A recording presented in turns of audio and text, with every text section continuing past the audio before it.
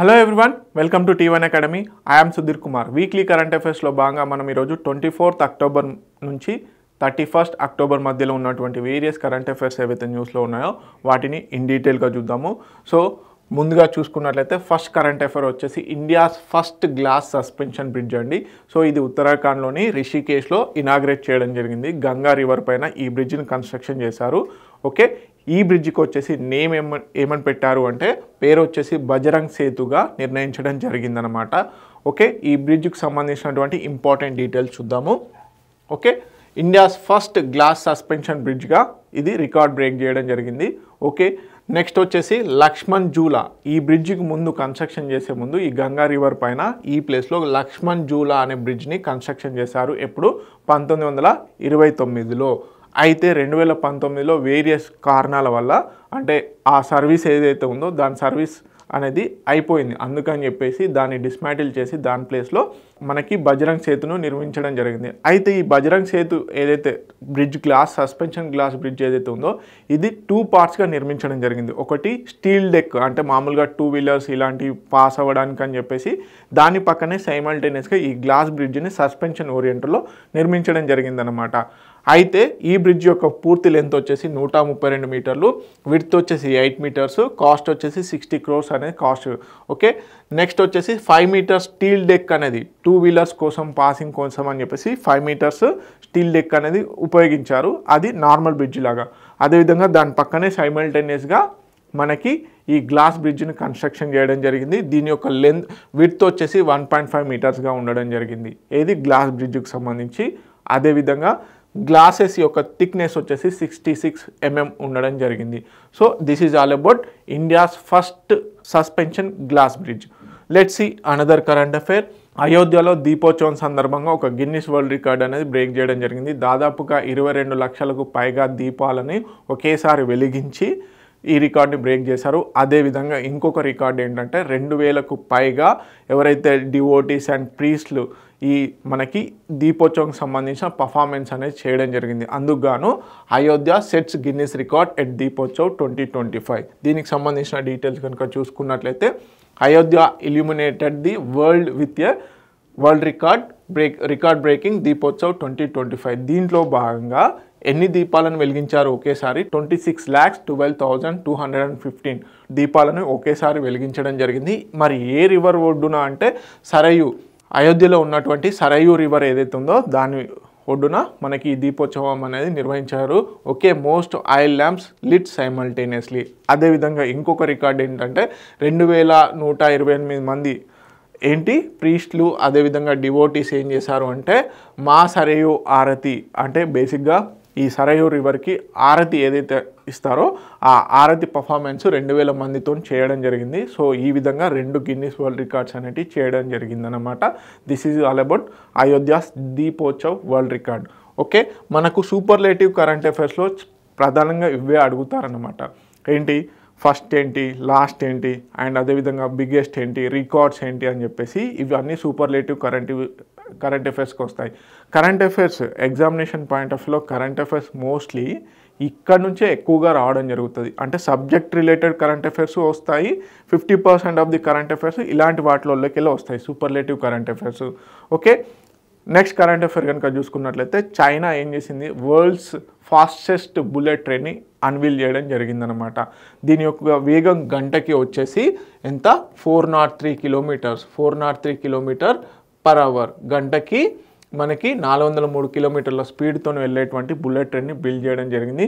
మరి ఈ బుల్లెట్ ట్రైన్కి ఏంటి పేరు అంటే CR450గా నామకరణం చేయడం జరిగింది.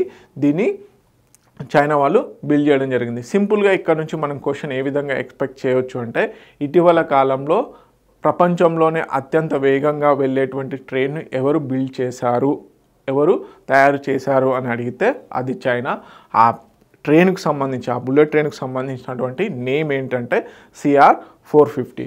దీనికి సంబంధించినటువంటి డీటెయిల్స్ కనుక చూసుకున్నట్లయితే world's fastest high speed bullet train record speed వచ్చేసి 453 km/h.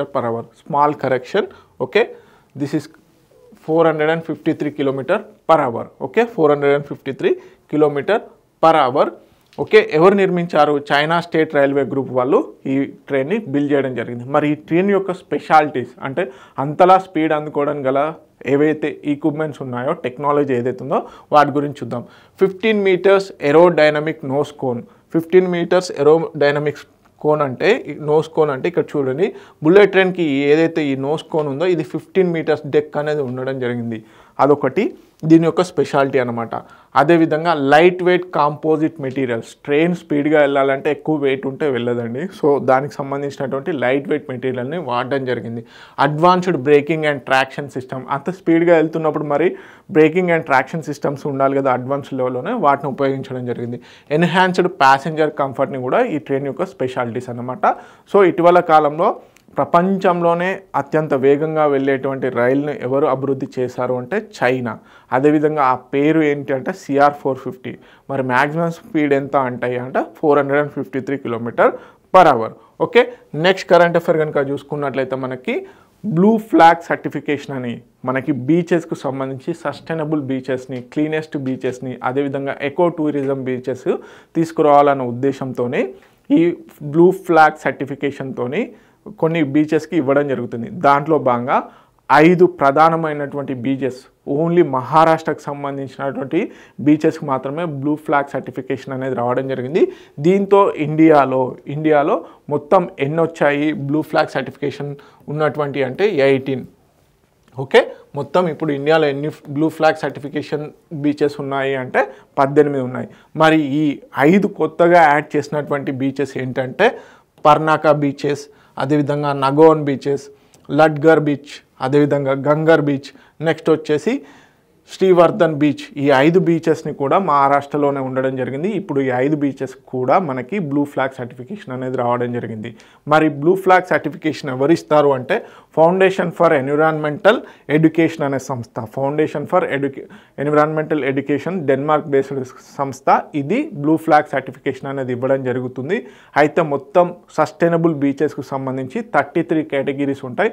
ఆ 33 కేటగిరీస్ స్టాండర్డ్స్ ఏవైతే మీట్ అవుతుందో ఆ బీచెస్ మాత్రమే మనకి బ్లూ ఫ్లాగ్ సర్టిఫికేషన్ అనేది ఇస్తారు.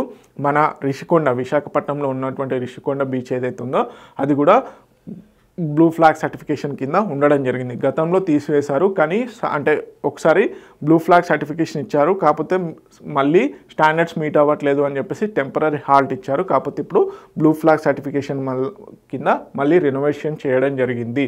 సో ఇప్పుడు మొత్తం ఇండియాలో ఎన్ని బ్లూ ఫ్లాగ్ సర్టిఫికేషన్ బీచెస్ ఉన్నాయి అంటే 18. ఓకే, మరి ఈ బ్లూ ఫ్లాగ్ సర్టిఫికేషన్ సిస్టమ్ ఎప్పటి నుంచి ఇస్తున్నారు అంటే మనకి 1985 నుంచి ఇవ్వడం జరుగుతుంది. ఓకే, ఈ 5 బీచెస్ ఏంటి మళ్ళీ ఒకసారి చూద్దాము. శ్రీవర్ధన్ బీచ్ ఒకటి, నగౌన్ బీచ్ ఒకటి, పర్నాకా బీచ్ ఒకటి, గుగార్ బీచ్ ఒకటి అండ్ లద్గర్ బీచ్. ఈ 5 బీచ్లు కూడా మనకి ఎక్కడ ఉండడం జరిగింది? మహారాష్ట్రలోనే ఉండడం జరిగింది. Okay, foundation for environmental education Denmark based సంస్థ ఇది మనకి ప్రధానంగా ఈ బ్లూ ఫ్లాగ్ సర్టిఫికేషన్ అనేది ఇవ్వడం జరుగుతుంది వేరియస్ బీచెస్కి. Okay, this is all about blue flag certification beaches. Next current affair కనుక చూసుకున్నట్లయితే మనకు సునీల్ అమృత్ అని చెప్పేసి వీరు మనకి ఇండియన్ ఆరిజిన్ పర్సన్ అనమాట. వీరికి బ్రిటిష్ అకాడమీ బుక్ ప్రైజ్ అనేది రావడం జరిగింది. మరి వీరు రాసినటువంటి బుక్ ఏంటి అంటే the burning earth. Okay, and environmental history of the last 500 years. So గత 500 సంవత్సరాల్లో ఎర్త్ అంటే ఎన్విరాన్మెంటల్ లాసెస్ ఏ విధంగా జరిగాయి, కొలోనియలిజం ఏ విధంగా ఇంపాక్ట్ చేసింది, ఇండస్ట్రియలైజేషన్ ఏ విధంగా ఇంపాక్ట్ చేసింది, గ్లోబల్ వార్మింగ్ ఏ విధంగా ఇంపాక్ట్ చేసింది అని చెప్పేసి ఈ బుక్ని నాన్ ఫిక్షన్ ఓరియంటల్లో రాయడం జరిగింది. అందుకని చెప్పేసి ఇంగ్లీష్ అకాడమీ బుక్ ప్రైజ్ అనేది ఈ ఇయర్ 2025లో ఎవరికి? సునీల్ అమృత్ గారికి రావడం జరిగిందనమాట. ఓకే, దీనికి సంబంధించిన డీటెయిల్స్ కనుక చూసుకున్నట్లయితే బుక్ పేరు ఒకసారి మళ్ళీ చెప్తున్నాను, the burning earth and environmental history of the last 500 years. So ఈ లాస్ట్ 500 yearsలో కలోనియలిజం, క్యాపిటలిజం, అదేవిధంగా ఇండస్ట్రియలైజేషన్ ఏ విధంగా క్లైమేట్ చేంజ్కి కారకాలయ్యాయి అన్న ఉద్దేశంలో దీన్ని తీసుకొచ్చారు. ఎకలాజికల్ క్రైసిస్ ఏ విధంగా ఏర్పడింది అని చెప్పేసి అన్న ఓరియంటల్లో ఈ బుక్ ఉండడం జరిగింది. ఓకే, వీరికి బహుమతిగా ఈ బ్రిటిష్ అకాడమీ బుక్ ప్రైజ్లో భాగంగా 25,000 euros అనేటివి మనకి ఇవ్వడం జరుగుతుంది. అదేవిధంగా నాన్ ఫిక్షన్ ఓరియంటల్లో రాశారు కాబట్టి ఈ బుక్కి ఇప్పుడు అవార్డు అనేది రావడం జరిగిందనమాట. ఓకే, నెక్స్ట్ కరెంట్ అఫైర్ కనుక చూసుకున్నట్లయితే వరల్డ్ బెస్ట్ కమర్షియల్ బ్యాంక్గా ఎస్బీఐని గుర్తించడం జరిగింది. ఎస్బీఐకి ఒక ప్రతిష్టాత్మకమైనటువంటి గ్లోబల్ రికగ్నేషన్ అనేది రావడం జరిగింది. ఏంటి? వరల్డ్స్ బెస్ట్ కమర్షియల్ బ్యాంక్గా వరల్డ్ బెస్ట్ కన్జ్యూమర్ బ్యాంక్గా గుర్తించడం జరిగింది గ్లోబల్ ఫైనాన్స్. ఓకే, దీనికి సంబంధించి కనుక చూసుకున్నట్లయితే మనకి వరల్డ్స్ బెస్ట్ కన్జ్యూమర్ బ్యాంక్, అదేవిధంగా best bank in India SBI bank. ఎవరు రికగ్నైజ్ చేశారు? వరల్డ్ బెస్ట్ బ్యాంక్ సెరమనీలో భాగంగా international monetary fund world bank మీటింగ్స్లో భాగంగా వాషింగ్టన్ డీసీలో దీన్ని డిక్లేర్ చేయడం జరిగింది. ఇంటర్నేషనల్ మానిటరీ ఫండ్ అదేవిధంగా వరల్డ్ బ్యాంక్ సంబంధించినటువంటి మీటింగ్స్ వాషింగ్టన్ డీసీలో నిర్వహించిన దాంట్లో ఇది ఇవ్వడం జరిగింది. మరి ఎస్బీఐనే ఎందుకు ఇచ్చారు అంటే డిజిటల్ లీడర్షిప్, ప్రధానంగా అడ్వాన్స్డ్ యాప్ ఏఐ టెక్నాలజీని ఉపయోగిస్తూ కన్జ్యూమర్ సెంట్రిక్గా వీరు సర్వీస్ అనేది ఇవ్వడం జరుగుతుంది. నెక్స్ట్ వచ్చేసి మ్యాసివ్ రీచ్, 520 మిలియన్ యూజర్స్ అంటే బ్యాంక్ అకౌంట్స్ ఎస్బీఐలో ఉండడం జరిగింది, 520 మిలియన్స్. అదేవిధంగా నెక్స్ట్ కనుక చూసుకున్నట్లయితే ఎవ్రీడే వరల్డ్ వైడ్గా 65,000 న్యూ కస్టమర్స్ అనేవాళ్ళు బేసిక్గా బ్యాంక్కి రావడం జరుగుతుంది. అదేవిధంగా tech power house SBI flagship app has 100 million plus users అనేవాళ్ళు ఉండడం జరిగింది. అదేవిధంగా 10 మిలియన్స్ డైలీ యాక్టివిటీస్ అనేది యాప్స్ ద్వారా చేయడం జరుగుతుంది. Next customer centric approach, focus on personalised and inclusive and secure banking experience అనేది కస్టమర్స్కి ఇస్తుంది. కాబట్టి ఎస్బీఐ బ్యాంక్ని వరల్డ్ బెస్ట్ కన్జ్యూమర్ బ్యాంక్గా గుర్తించడం జరిగింది.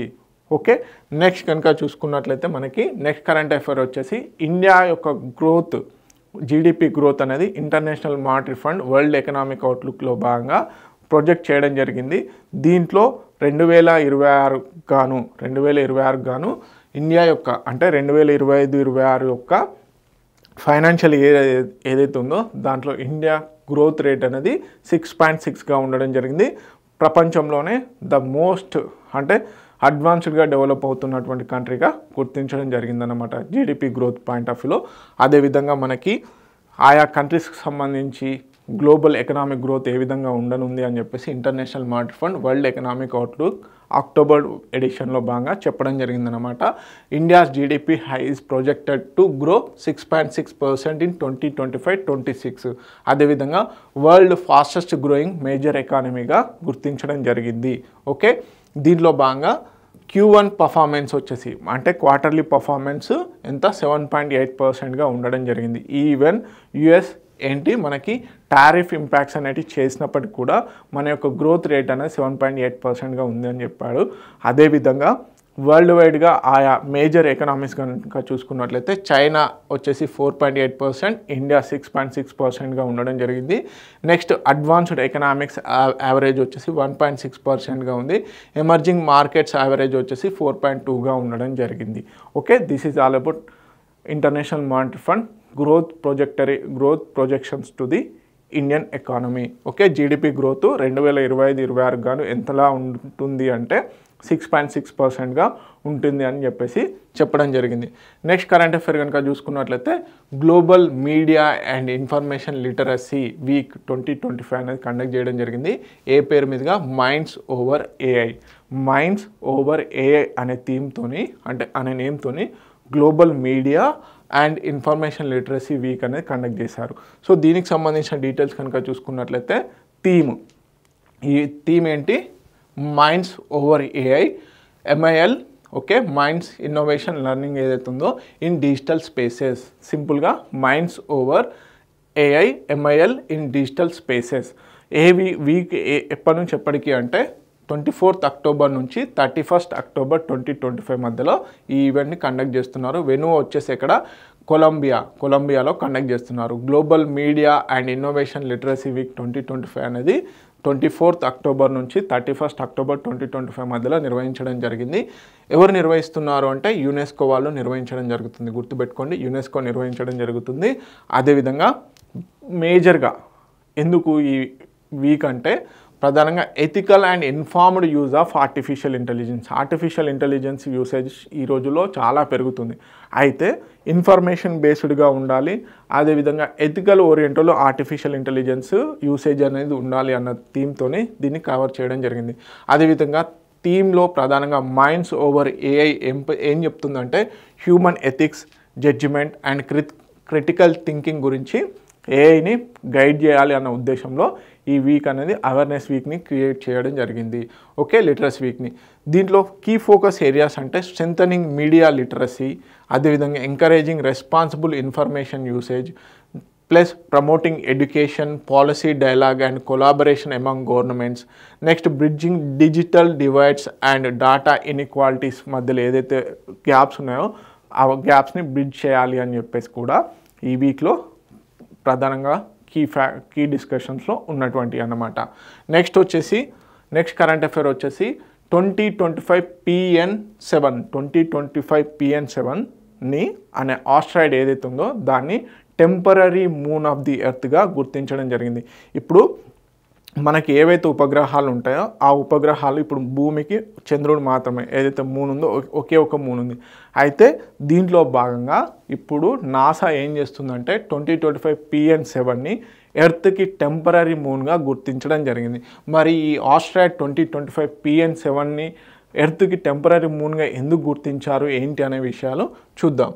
Okay, NASA has confirmed the discovery of asteroid 2025 PN7 quasi moon that orbit the sun. అంటే బేసిక్గా మూన్ అంటే ఏంటి, ఏదైనా ఒక గ్రహం చుట్టూ తిరిగిందని బేసిక్గా మనం ఉపగ్రహంగా కన్సిడర్ చేస్తాము. అయితే ఈ మనకి ఆస్ట్రాయిడ్ 2025 PN7 ఏదైతే ఉందో ఇది భూమి చుట్టూ తిరగకుండా సైమల్టేనియస్గా భూమితో పాటుగా మనకి ఏమవుతుందంటే సూర్యుని చుట్టూ తిరగడం జరుగుతుంది. భూమి చుట్టూ తిరగట్లేదు, సూర్యుని చుట్టూ తిరుగుతుంది. కాకపోతే అదేంటంటే సిమిలర్ పాత్లో రొటేట్ అవుతుంది కాబట్టి దాన్ని టెంపరరీ మూన్గా గుర్తించడం జరిగింది. గుర్తుపెట్టుకోండి.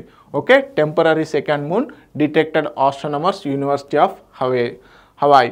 Okay, 2025 PN7 is estimated to 18 to 36 meters wide ఉంటుందని చెప్పేసి చెప్తున్నారు.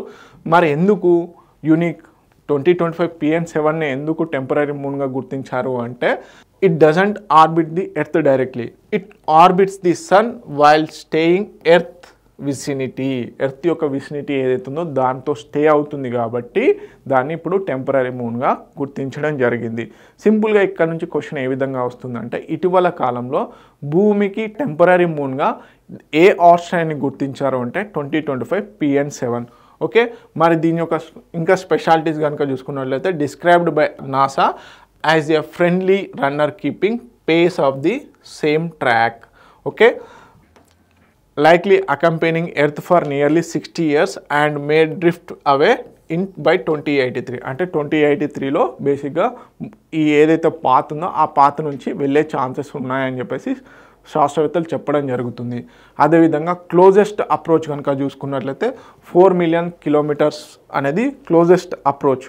అదేవిధంగా లాంగెస్ట్ అప్రోచ్ వచ్చేసి 17 million kilometers అనేది లాంగెస్ట్ అప్రోచ్. సింపుల్గా 2025 PN7 అనే ఆస్ట్రాయిడ్ని టెంపరరీ మూన్గా గుర్తించడం జరిగింది. ఓకే, నెక్స్ట్ కనుక చూసుకున్నట్లయితే నెక్స్ట్ కరెంట్ అఫైర్ వచ్చేసి INS సట్లెజ్, నావిక్ సంబంధించినటువంటి INS Sutlej completes the 18th edition India Mauritius joint hydrographic survey. 2005లో బేసిక్గా 2005లో రెండు దేశాల మధ్యలో మనకి సముద్రం యొక్క గ్రాఫిక్ ఏదైతే ఉందో దాన్ని అసెస్ చేయడం కోసం అని చెప్పేసి రెండు దేశాల మధ్యలో 2005లో ఈ ఒప్పందం అనేది జరిగింది. సో ఇప్పుడు దాంట్లో భాగంగానే ఈ INS సట్లెజ్ వచ్చేసి ఇండియా మారిషస్ సంబంధించినటువంటి ఎక్స్క్లూజివ్ ఎకనామిక్ జోన్స్, మారిషస్కి సంబంధించినటువంటి ఎక్స్క్లూజివ్ ఎకనామిక్ జోన్స్కి సంబంధించినటువంటి హైడ్రోగ్రాఫిక్ సర్వే అనేది 18th టైం అనేది సక్సెస్ఫుల్గా కంప్లీట్ చేయడం జరిగింది. సింపుల్గా దీంట్లో పార్టిసిపేట్ చేసినటువంటి ఇండియన్ నావిక్ సంబంధించినటువంటి షిప్ ఏది అంటే ఐఎన్ఎస్ సట్లెజ్. సో దీనికి సంబంధించిన డీటెయిల్స్ కనుక చూసుకున్నట్లయితే మనకి INS Sutlej successfully completed 35,000 square nautical miles యొక్క హైడ్రోగ్రాఫిక్ సర్వే, మారిషస్కు సంబంధించినటువంటి హైడ్రోగ్రాఫిక్ సర్వే అనేది కంప్లీట్ చేయడం జరిగింది. 2005లో మనకి మెమొరాండమ్ ఆఫ్ అండర్స్టాండింగ్ అనేది చేశారు. మరి దీంట్లో ఉన్నటువంటి కీ హైలైట్స్ ఏంటంటే సర్వే స్కోప్ వచ్చేసి చార్టెడ్ 35,000 స్క్వేర్ కిలోమీటర్స్ అనేది నాటికల్ మైల్స్ అనేది కంప్లీట్ చేయడం జరిగింది.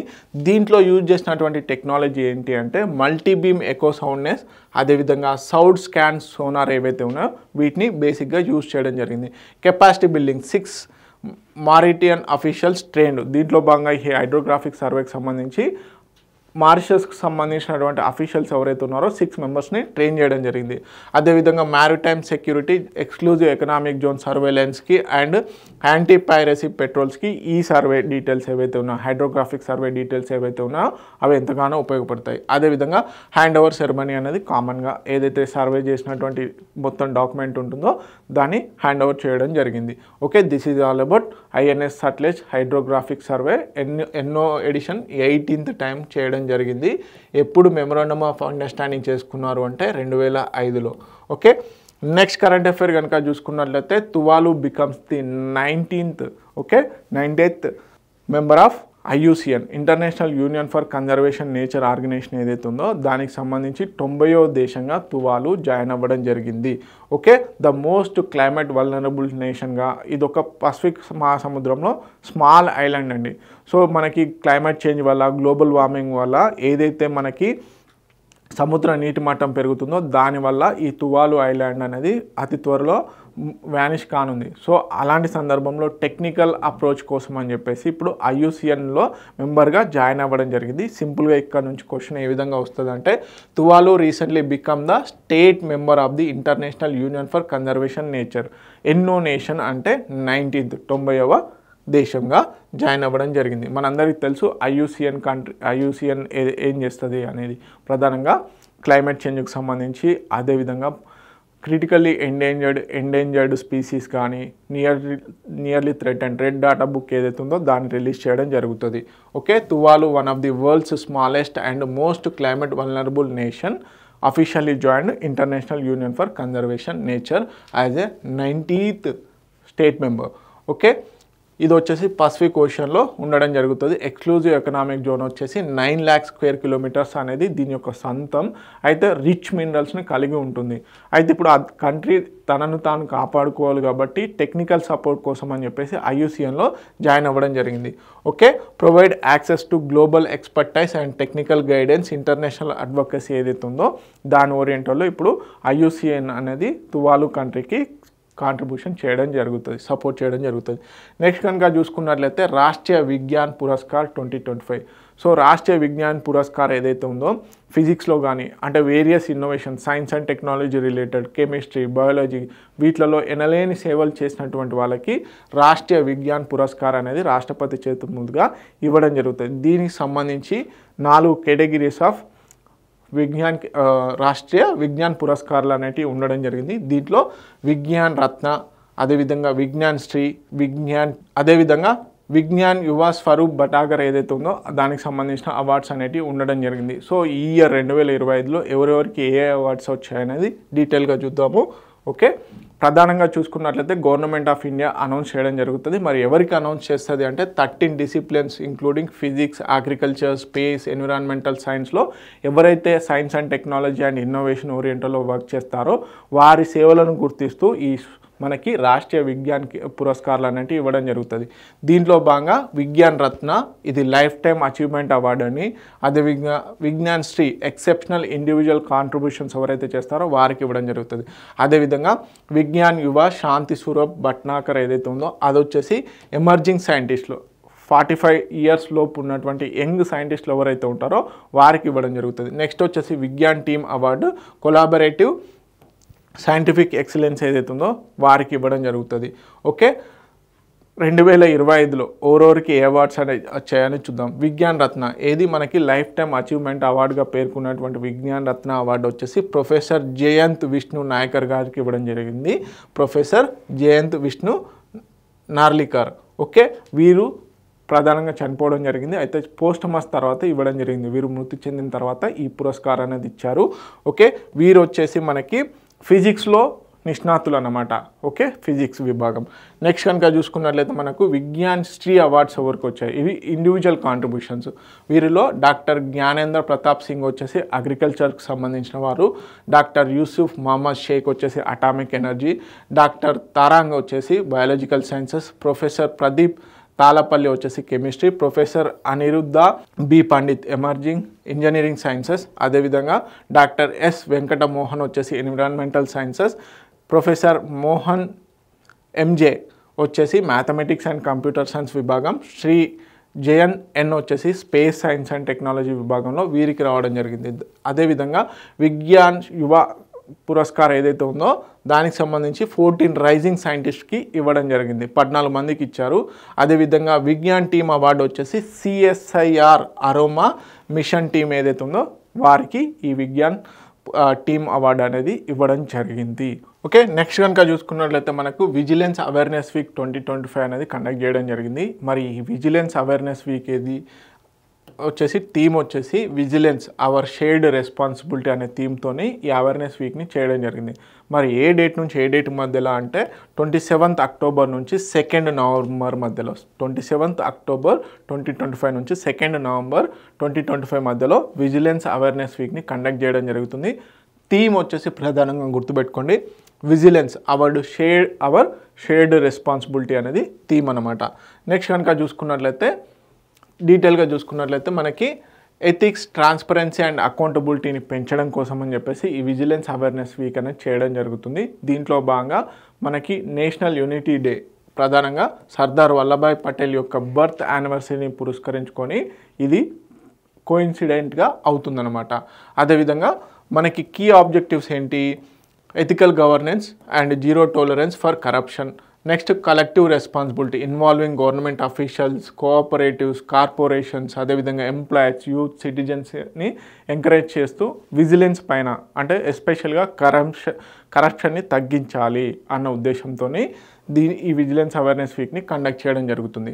ఓకే, ప్లెడ్జ్ సెరమనీస్, అదేవిధంగా అవేర్నెస్ ఇనిషియేటివ్స్ అనేటివి దీంట్లో భాగంగా చేస్తున్నారు. మనందరికీ తెలిసిందే వీక్ అంటే ఏదైనా అవేర్నెస్ క్యాంపెయిన్లో ఏం చేస్తారు, మేము ఇది చేయొద్దు ఇది చేయాలి అని చెప్పేసి ప్లెడ్జ్ అలాంటివి కండక్ట్ చేయడము. నెక్స్ట్ అవేర్నెస్ ఇనిషియేటివ్స్ స్కూల్స్లలో, కాలేజెస్లో, అదేవిధంగా పబ్లిక్ ప్లేసెస్లో మనకి ఈవెంట్స్ అనేటివి కండక్ట్ చేయడం జరుగుతుంది. Okay, this is all about vigilance awareness week 27th October నుంచి 2nd నవంబర్ మధ్యలో ఈ వీక్ అనేది కండక్ట్ చేయడం జరుగుతుంది. నెక్స్ట్ కనుక చూసుకున్నట్లయితే India joins Spain's open sky air force activities ఏదైతే ఉందో స్పెయిన్ కండక్ట్ చేస్తున్నటువంటి ఓపెన్ స్కై 2025 అనే ఎక్సర్సైజ్లో పార్టిసిపేట్ చేయడం జరిగింది. అయితే ఈ ఓపెన్ స్కై ఇనిషియేటివ్ ఏదైతే ఉందో, ఓపెన్ స్కై ఎక్సర్సైజ్ ఏదైతే ఉందో అది వచ్చేసి నాటో కంట్రీస్కి సంబంధించిందనమాట.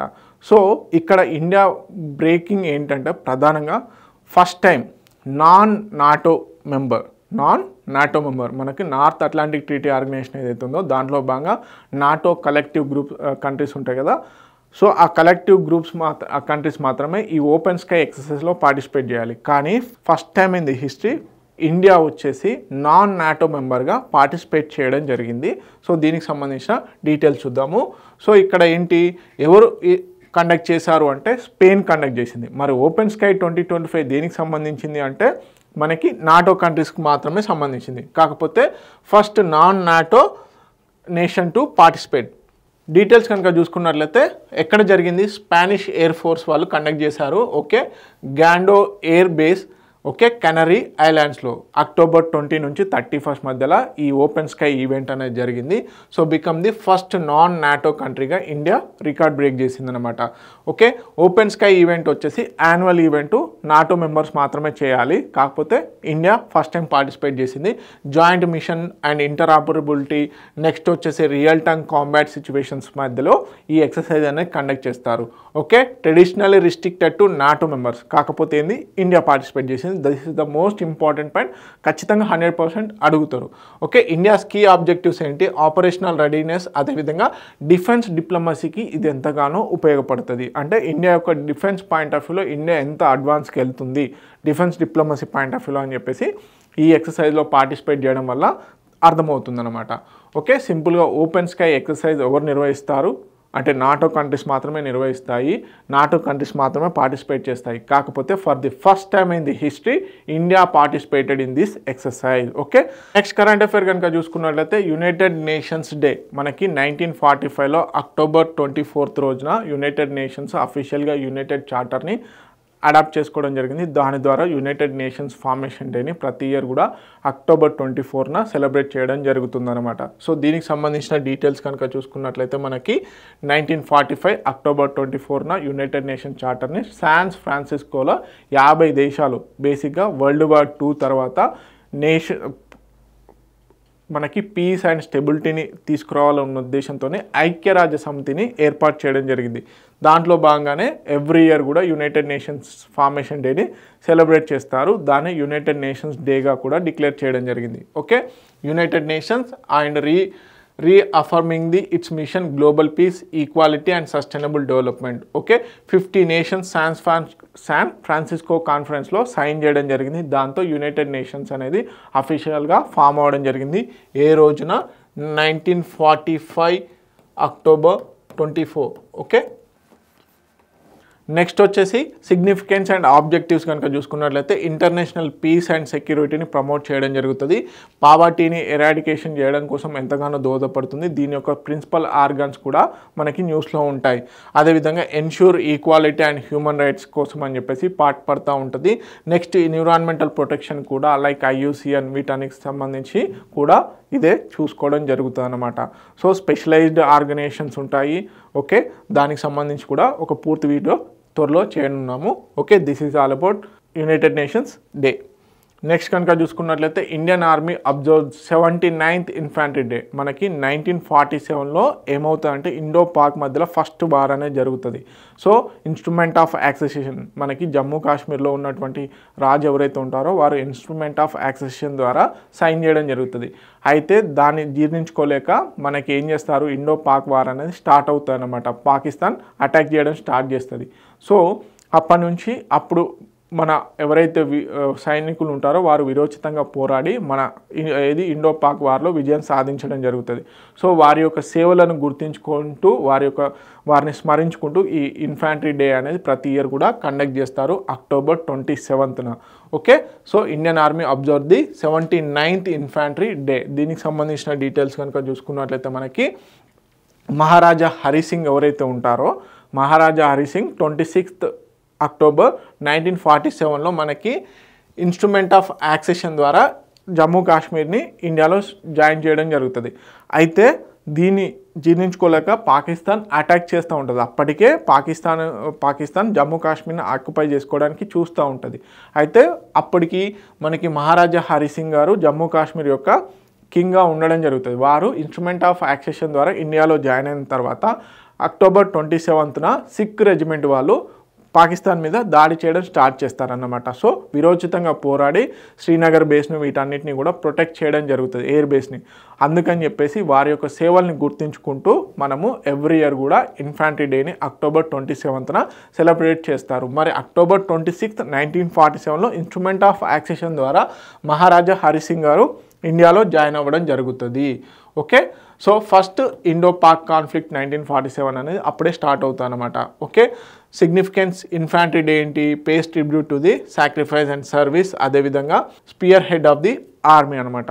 ప్రధానంగా సైనికుల యొక్క సేవలను గుర్తించుకోవడం కోసం అని చెప్పేసి ఈ ఇన్ఫాంట్రీ డేని సెలబ్రేట్ చేస్తూ ఉంటారు. ఓకే, నెక్స్ట్ కనుక చూసుకున్నట్లయితే 47th Asia summit, association of south east Asian nations. మొత్తం 10 కంట్రీస్ ఉంటాయి. బ్యాంకాక్ డిక్లరేషన్ ద్వారా ఏర్పడడం జరిగింది. Association of south east Asian ఎన్ని కంట్రీస్ అంటే మొత్తం మనకు 10 కంట్రీస్. కాకపోతే 2025లో అఫీషియల్గా తైమూర్ లైట్ ఏదైతే ఉందో అది 11th కంట్రీగా పాల్గొనడం జరుగుతుందన్నమాట. 11th కంట్రీగా జాయిన్ అవ్వడం జరిగింది. బ్యాంకాక్ డిక్లరేషన్ ద్వారా మనకి association of south east nations ఏర్పడడం జరిగింది. మొత్తం ఫౌండింగ్ మెంబర్స్ వచ్చేసి 5, తర్వాత మిగతా 5 కంట్రీస్ అనేటివి జాయిన్ అయ్యాయి. ఇప్పుడు 2025లో తైమూర్ లైట్ జాయిన్ అవ్వడం ద్వారా మొత్తం 11 కంట్రీస్ అనేటివి association of south east Asian నేషన్స్లో ఉండడం జరిగింది. మరి ముందుగా ఈ 10 కంట్రీస్ ఏంటి అంటే Myanmar, Laos, Thailand, Cambodia, next వచ్చేసి సింగపూర్, మలేషియా, ఫిలిప్పీన్స్, ఇండోనేషియా ఈ కంట్రీస్ అన్నమాట. సో ఈ కంట్రీస్ వచ్చేసి మనకి బ్రునై, ఈ కంట్రీస్ వచ్చేసి మనకి అసోసియేషన్ ఆఫ్ సౌత్ ఈస్ట్ నేషన్లో ఉండడం జరిగింది. ఇప్పుడు ఈ 47th సమ్మిట్లో భాగంగా ఏ కంట్రీ జాయిన్ అయింది 11th మెంబర్గా అంటే తైమూర్ లెస్టే ఏదైతే ఉందో అది జాయిన్ అవ్వడం జరిగింది. ఓకే, నెక్స్ట్ కనుక చూసుకున్నట్లయితే 47th ఏషియన్ సమ్మిట్ ఎక్కడ నిర్వహించడం జరుగుతుంది? కౌలాలంపూర్, మలేషియాలో 25th అక్టోబర్ నుంచి 28th అక్టోబర్ 2025 మధ్యలో 47th ఏషియన్ సమ్మిట్ అనేది జరుగుతుంది. దీంతో పాటుగానే ఈస్ట్ ఏషియా సమ్మిట్ అనేది 20th edition east Asia summit అనేది నిర్వహించడం జరిగింది. నెక్స్ట్ ఇండియా ఏషియన్ సమ్మిట్, అది కూడా 22nd సమ్మిట్ అన్నమాట. ఇండియా ఏషియన్ సమ్మిట్ వచ్చేసి 22nd, ఏషియన్ సమ్మిట్ వచ్చేసి 47th summit, east Asia summit వచ్చేసి మనకి 20th సమ్మిట్ అన్నమాట, 20వ సమ్మిట్. మరి బ్యాంకాక్ డిక్లరేషన్ ద్వారా 1967లో ఏర్పడడం జరిగింది. సో దీన్నే బ్యాంకాక్ డిక్లరేషన్గా పేర్కొనడం జరుగుతుంది. ఫౌండింగ్ మెంబర్స్ వచ్చేసి చెప్తున్నాను, ఫౌండింగ్ మెంబర్స్ వచ్చేసి 5 countries: Indonesia, Malaysia, Philippines, Singapore, Thailand. ఈ 5 కంట్రీస్ కూడా ప్రారంభంలో ఈ బ్యాంకాక్ డిక్లరేషన్ ద్వారా ఏర్పడడం జరిగింది. తర్వాత బ్రునై దారుసలం ఏదైతే ఉందో అది ఏషియాలో 1984లో జాయిన్ అవ్వడం జరిగింది. వియట్నాం వచ్చేసి 1995, లావోస్ అండ్ మయన్మార్ వచ్చేసి 1997, కాంబోడియా వచ్చేసి 1999. తర్వాత 1999 తర్వాత ఏ కంట్రీ జాయిన్ కాలేదు. కాకపోతే 2025లో ఈ 47th ఏషియన్ సమ్మిట్లో మనకి తైమూర్ లెస్టే వచ్చేసి 11th మెంబర్గా జాయిన్ అవ్వడం జరిగింది. ఈ 47th ఏషియన్ సమ్మిట్లో భాగంగానే సైమల్టేనియస్గా ఈస్ట్ ఏషియా సమ్మిట్, మనకి association of south east Asian నేషన్స్కు సంబంధించిన సమ్మిట్స్ జరిగిన ప్రతిసారి 3 సమ్మిట్స్ సైమల్టేనియస్గా జరుగుతాయి. ఒకటి ఏషియన్ సమ్మిట్, తర్వాత ఈస్ట్ ఏషియా సమ్మిట్, అదేవిధంగా ఇండియా ఏషియన్ సమ్మిట్. సో దానికి సంబంధించి కూడా చూద్దాం. 20th ఈస్ట్ ఏషియా సమ్మిట్లో భాగంగా మనకి కౌలాలంపూర్ డిక్లరేషన్ అని చెప్పేసి చేయడం జరిగింది. దీంట్లో వచ్చేసి peace, stability and multilateral cooperation మీద ఈస్ట్ ఏషియన్ కంట్రీస్ ఏ విధంగా పాటుపడాలి అని చెప్పేసి ఒక డిక్లరేషన్ చేయడం జరిగింది. ఓకే, 47th ఏషియన్ సమ్మిట్, అదేవిధంగా ఏషియన్ కంట్రీస్ ఎప్పుడు ఏర్పడ్డాయి? 1967 బ్యాంకాక్ డిక్లరేషన్ ద్వారా 5 కంట్రీస్తో స్టార్ట్ అయిన కంట్రీస్ ఇప్పుడు 11 కంట్రీస్కి చేయడం జరిగింది. 2025లో కొత్తగా చేరినటువంటి కంట్రీ ఏది అంటే మనకి తైమూర్ లెస్టే. అదేవిధంగా 20th edition east Asia summit కూడా నిర్వహించడం జరిగింది. దీంట్లో భాగంగానే కౌలాలంపూర్ డిక్లరేషన్ అనేది చేయడం జరిగింది. ఈ కౌలాలంపూర్ డిక్లరేషన్ ఏంటి? ఈస్ట్ ఏషియన్ రీజియన్లో పీస్, స్టెబిలిటీని పెంపొందించాలన్నదే దీని యొక్క ప్రధాన ఇతివృత్తం. అదేవిధంగా నెక్స్ట్ వచ్చేసి 22nd ఈస్ట్ ఏషియా అదేవిధంగా ఇండియా సమ్మిట్ కనుక చూసుకున్నట్లయితే దీనికి ప్రధానమంత్రి నరేంద్ర మోడీ గారు వర్చువల్గా అటెండ్ అవ్వడం జరిగింది. సో దీనికి సంబంధించిన డీటెయిల్స్ కనుక చూసుకున్నట్లయితే మనకి మెయిన్గా వచ్చేసి ASEAN India year of maritime కోఆపరేషన్గా డిక్లేర్ చేయడం జరిగింది. 2026ను ఏషియా సమ్మిట్లో భాగంగా association of south east Asian nations సమ్మిట్లో భాగంగా మనకి ఇండియా ఏషియా సమ్మిట్ అనేది 22nd ఎడిషన్. దీంట్లో ప్రధానమంత్రి గారు మాట్లాడుతూ 2026 సంవత్సరాన్ని 2026 సంవత్సరాన్ని ASEAN India year of maritime కోఆపరేషన్గా డిక్లేర్ చేయడం జరిగింది. ఓకే, దీనికి సంబంధించి కనుక చూసుకున్నట్లయితే మనకి ASEAN India year of maritime కోఆపరేషన్గా 2026ను డిక్లేర్ చేయడం జరిగింది. అదేవిధంగా ఏషియా ఇండియన్ సమ్మిట్లో భాగంగా ఏషియన్ ఇండియన్ సమ్మిట్లో భాగంగా పిఎం మోడీ గారు కొన్ని కీ అనౌన్స్మెంట్ అనేది చేశారు. PM Modi highlight the growing collaboration maritime security humanitarian assistant disaster relief ప్రోగ్రాంలో భాగంగా మేము ఇంకా ఏషియన్ కంట్రీస్కి సపోర్ట్ చేస్తాము అని చెప్పడం జరిగింది. అదేవిధంగా ఇయర్ ఆఫ్ మ్యారిటైమ్ కోఆపరేషన్గా డిక్లేర్ చేశారు. నెక్స్ట్ వచ్చేసి ఇంకా ఏమని చెప్పారంటే 21st సెంచరీ, ఈ 21వ శతాబ్దం ఏదైతే ఉందో అది ఇండియా ఏషియన్ శతాబ్దంగా చెప్పడం జరిగింది. ఏంటి? ఏషియన్ సెంచరీగా, ఇండియా అండ్ ఏషియన్ సెంచరీగా చెప్పడం జరిగింది. అంటే ఈ 21st సెంచరీలో మేజర్ డెవలపింగ్ కంట్రీస్ అనేవి ఏషియన్ కంట్రీస్, అదేవిధంగా ఇండియాకు రిస్ట్రిక్ట్ అయి ఉండడం జరిగింది. కాబట్టి మేజర్ ఎకనామిక్ ట్రేడ్ అనేది ఈ కంట్రీస్ నుంచే చేస్తుంది కాబట్టి చెప్పడం జరిగింది అనమాట. అదేవిధంగా సమ్మిట్ థీమ్ వచ్చేసి ఇంక్లూజివిటీ అండ్ సస్టైనబిలిటీ ఓరియంటల్లో మనకి ఇండియా ఏషియన్ సమ్మిట్ అనేది జరిగింది. ఎన్నో ఎడిషన్ అంటే 22nd ఎడిషన్, గుర్తుపెట్టుకోండి, ఇది ఒకటి చాలా important. Asian association of south east nation వచ్చేసి 47th summit. East Asia summit వచ్చేసి 20వ సమ్మిట్. నెక్స్ట్ వచ్చేసి 22nd సమ్మిట్ వచ్చేసి India ASEAN summit. Okay, next వచ్చేసి united nations cyber crime convention అనేది చేయడం జరిగింది. ఎక్కడ? హనోయ్ కన్వెన్షన్ ఇటీవల కాలంలో వార్తల్లో నిలిచింది. అది దేనికి సంబంధించిందంటే యునైటెడ్ నేషన్స్కి సంబంధించినటువంటి cyber crime convention. Okay, so దీంట్లో భాగంగా సైబర్ క్రైమ్ ఏ విధంగా జరుగుతుంది ఏంటి వాటిపైన ఒక లీగల్ డాక్యుమెంటేషన్ చేయాలి, లీగల్ బ్యాకింగ్ ఉండాలి అని చెప్పేసి యునైటెడ్ నేషన్స్ 2024లోనే united nation general assembly ratification చేయడం జరిగింది. సో అఫీషియల్గా ఇప్పుడు 72 కంట్రీస్ 72 నేషన్స్ సైన్ చేయడంతో దీనికి ఒక లీగాలిటీ అనేది రావడం జరిగిందనమాట. Okay, in a land mark step for global cyber governance. Okay, 72 nations have signed the United Nations Convention Against Cybercrime. ఎక్కడ? హనోయ్ కన్వెన్షన్ అంటారు. Okay, creating world's first universal legal ట్రీటీగా దీన్ని పేర్కొనడం జరుగుతుంది. Okay, 2024 united nation general assembly దీన్ని adopt చేసుకోవడం జరిగింది after 5 years of negotiations. Okay, దీని ద్వారా ఏంది సైబర్ క్రైమ్ ఏదైతే ఉందో దానికి legal binding and global standards అనేవి ఏర్పాటు చేయడం జరిగింది.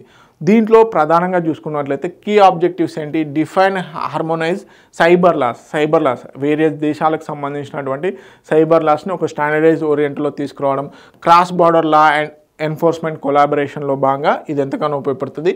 Technical assistant and capacity building, ఆయా దేశాలకు సంబంధించి టెక్నికల్ అసిస్టెంట్ అదేవిధంగా కెపాసిటీ బిల్డింగ్ కూడా పెంపొందించవచ్చు. ఓకే, నెక్స్ట్ కరెంట్ అఫైర్ కనుక చూసుకున్నట్లయితే మనకి స్టెర్లాస్, ఓకే, స్టెల్లరస్ అని చెప్పేసి ఇది హాంకాంగ్ బేస్డ్ సంబంధించినటువంటి startup company.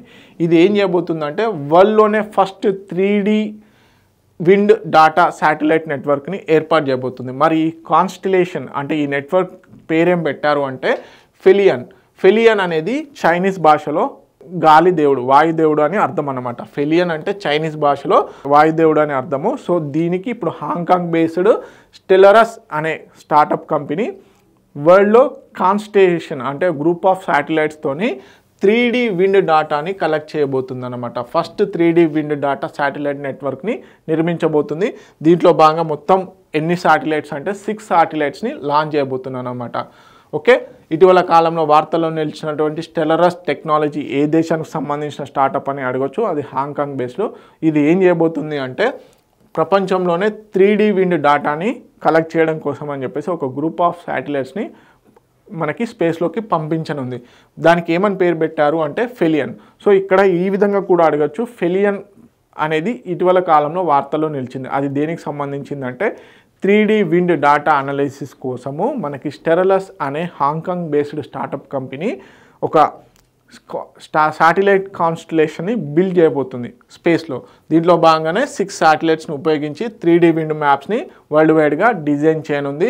First 2 satellites to launch with in 18 months. Okay, so దీని ద్వారా విండ్ స్పీడ్, డైరెక్షను, అదేవిధంగా వర్టికల్ మూమెంట్ అంటే భూమి పైన గాలి ఏ విధంగా ట్రావెల్ చేస్తుంది అనే ఒక 3D ఓరియంటల్లో మనకు డిజైన్ కావాలి. కాబట్టి ఈ మనకి స్టెర్లస్ సంబంధించినటువంటి ఫెలియన్ అనే శాటిలైట్ గ్రూపు బేసిక్గా దీన్ని డిజైన్ చేయడం జరిగింది. Okay, address the critical gap in మెట్రలర్జీలో మనకి ఏదైతే గ్యాప్ ఉందో దాన్ని ఇది బేసిక్గా బ్రిడ్జ్ అనేది చేయనుంది. నెక్స్ట్ వచ్చేసి హరికేన్ మెలిసా. సో మనకి 100 సంవత్సరాల్లో రానటువంటి తుఫాన్ అనేది హరికేన్ మెలిసా వచ్చేసి జమైకాని బేసిక్గా టచ్ చేయడం జరిగింది. ఓకే, దీనికి సంబంధించిన డీటెయిల్స్ చూద్దాము. ఇది ఒక super cyclone, extremely severe super సైక్లోన్గా కేటగిరీ 5లోకి రావడం జరిగింది. దాదాపుగా గాలి యొక్క స్పీడ్ వచ్చేసి 295 km/hగా డిసైడ్ చేయడం జరిగింది. Strongest storm in Jamaica's record.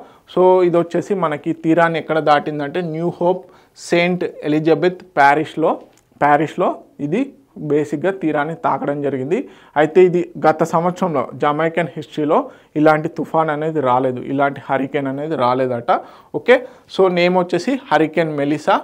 ఎప్పుడు ఫార్మేషన్ అయింది? 20th October 2025. Okay, expected dissipation వచ్చేసి ఎర్లీ November 2025. కేటగిరీ 5లో ఓకే డెడ్లియెస్ట్ హరికేన్గా దీన్ని పేర్కొనవచ్చు. సో అదేవిధంగా సెంట్రల్ ప్రెజర్ వచ్చేసి 915 HPAగా ఉంది. నెక్స్ట్ స్ట్రామ్ సర్జ్ వచ్చేసి up to 4 meters. Okay, land fall వచ్చేసి జమైకాలో అవ్వడం జరిగింది. సో హ్యాండ్రూ హోల్నెస్ వచ్చేసి నేషనల్ ఎమర్జెన్సీగా డిక్లేర్ చేయడం జరిగింది. చాలా ఆస్తి నష్టం, ప్రాణ నష్టం కూడా జరిగింది హరికేన్ మెలిసా. ఓకే, నెక్స్ట్ వచ్చేసి మనకు నేషనల్ మ్యారిటైమ్ హెరిటేజ్కి సంబంధించినటువంటి లోగోని, okay, national maritime heritage complex లోగోని ఏర్పాటు చేయడం నేషనల్ మ్యారిటైమ్ వీక్లో భాగంగా ఇనాగ్రేట్ చేశారు. ఈ నేషనల్ మ్యారిటైమ్ హెరిటేజ్ కాంప్లెక్స్ ఎక్కడ రాబోతుంది అంటే లోతల్లో, మనకి హరప్పన్ కల్చర్ ఏదైతే ఉందో అప్పుడు ఉన్నటువంటి లోతల్ పోర్ట్ ఏదైతే ఉందో, ఓడరేవ్ ఏదైతే ఉందో అక్కడ మనకి ఈ నేషనల్ మ్యారిటైమ్ హెరిటేజ్ కాంప్లెక్స్ని నిర్మించున్నారు. సో దానికి సంబంధించిన లోగోని నేషనల్ మ్యారిటైమ్ వీక్లో భాగంగా ఇనాగ్రేట్ చేశారు. సో మనకి యాన్షియంట్ హిస్టరీని రిమెంబర్ చేస్తూ ఈ లోగో ఉండడం జరిగింది. Okay, ministry of ports and shipping and waterways వాళ్ళు ఈ లోగోని ఇనాగ్రేట్ చేశారు. ఇండియన్ మ్యారిటైమ్ వీక్ ఎక్కడ జరుగుతుంది? ముంబైలో నిర్వహించడం జరుగుతుంది. ఓకే, 5000 years ఓల్డ్ మ్యారిటైమ్ లెగసీని చూపించడం కోసం అని చెప్పేసి ఈ మ్యారిటైమ్ హెరిటేజ్ కాంప్లెక్స్ని బిల్డ్ చేస్తున్నారు. ఎక్కడ? Lothal. Okay, world's oldest dock yard. మరి ఈ మ్యారిటైమ్ హెరిటేజ్ కాంప్లెక్స్లో ఏమేం చేస్తున్నారు అంటే ఇమ్మర్సివ్ మ్యూజియం అండ్ గ్యాలరీస్ని, అంటే అప్పుడు లోతల్లో బయలుపడినటువంటి ఏవైతే అవశేషాలు కానీ డాక్ యార్డ్కి సంబంధించినటువంటి ఈ హిస్టారికల్ ఏవైతే ఉన్నాయో వాటన్నింటినీ కూడా ఈ మ్యూజియంలో ప్రజెంట్ చేయనున్నారు. అదేవిధంగా digital learning and research spaces ఓరియంటల్లో చేయనున్నారు. నెక్స్ట్ వచ్చేసి టూరిజం అండ్ హాస్పిటాలిటీ జోన్స్ని బిల్డ్ చేయనున్నారు. Dedicated areas of for marine tech archaeology, అదేవిధంగా షిప్ బిల్డింగ్ హెరిటేజ్కి సంబంధించినటువంటి అన్నిటినీ కూడా మనకి ఇక్కడ బేసిక్గా ఉంచనున్నారన్నమాట. నెక్స్ట్ కనుక చూసుకున్నట్లయితే మనకి వరల్డ్ ఫుడ్ ప్రైజ్ 2025 అనేది అనౌన్స్ చేయడం జరిగింది. సో ఈసారి వరల్డ్ ఫుడ్ ప్రైజ్ 2025 వచ్చేసి ఇండియా పద్మశ్రీ అవార్డు అయినటువంటి ఫేమస్ చెఫ్ సంజీవ్ కపూర్ గారికి రావడం జరిగింది. ఫేమస్ చెఫ్ సంజీవ్ కపూర్ గారికి రావడం జరిగింది. సింపుల్గా 2025 వరల్డ్ ఫుడ్ ప్రైజ్ అనేది ఎవరికి వచ్చింది అంటే సంజీవ్ కపూర్. ఓకే, పద్మశ్రీ అవార్డ్ సంజీవ్ కపూర్ గారికి రావడం జరిగింది. వరల్డ్ ఫుడ్ ప్రైజ్ ఫౌండేషన్ వాళ్ళు ఈ వరల్డ్ ఫుడ్ ప్రైజ్ని ఇవ్వడం జరుగుతుంది. Okay, so global honour celebrating the exceptional contribution to the nutrition and sustainable agriculture food ecosystem transformation. అదేవిధంగా మరి వీరికి ఎందుకు వచ్చిందంటే 2.5 million and nutrient rich meals అనేవి స్కూల్ చిల్డ్రన్స్కి ఇస్తున్నారు. ఓకే, అక్రాస్ ఇండియా వీరు 2.5 million plus and nutrient rich meals అనేవి school చిల్డ్రన్స్కి provide చేస్తున్నారు కాబట్టి అందుకని ఇవ్వడం జరిగింది. అదేవిధంగా అడ్వకేటెడ్ బయో ఫార్టిఫైడ్ క్రాప్స్ ఏవైతే ఉన్నాయో వాటిని పెంచుతున్నారు అన్నమాట. Such as iron rich pearl millet, zinc rich wheat ఏవైతే ఉన్నాయో వీటిని వీరు ప్రమోట్ చేస్తున్నారు. అదేవిధంగా ఫౌండెడ్ న్యూట్రీ పాఠశాలని కూడా వీరు బేసిక్గా స్థాపించడం జరిగింది. Connecting school farmers and nutrition programmers. అదేవిధంగా culinary innovation rooted Indian traditions ఏవైతే ఉన్నాయో వాటిని యూజ్ చేస్తూ వీరు న్యూట్రిషన్స్ పాయింట్ ఆఫ్ వ్యూలో ఎనలేని సేవలు చేస్తున్నారు. అదేవిధంగా దాదాపుగా 25 లక్షలకు పైగా స్కూల్ చిల్డ్రన్స్కి వీరు న్యూట్రిషన్ ఫుడ్ అనేది ఇస్తున్నారు కాబట్టి అందుకని చెప్పేసి వరల్డ్ ఫుడ్ ప్రైజ్ అనేది ఇవ్వడం జరిగింది. ఎవరు ఇస్తారు అంటే వరల్డ్ ఫుడ్ ప్రైజ్ ఫౌండేషన్ వాళ్ళు ఇవ్వడం జరిగింది. ఎవరికి ఇచ్చారు? పద్మశ్రీ అవార్డు విన్నర్ అయినటువంటి సంజీవ్ కపూర్ గారికి ఇవ్వడం జరిగింది. ఓకే, సో ఇవ్వండి వీక్కి సంబంధించినటువంటి ఇంపార్టెంట్ కరెంట్ అఫైర్స్. మరిన్ని important current affairs and educational videos కోసం T1 అకాడమీ ఛానల్ని సబ్స్క్రైబ్ చేసుకోండి. అదేవిధంగా వీడియోని లైక్ అండ్ షేర్ కూడా చేయండి. Thank you so much.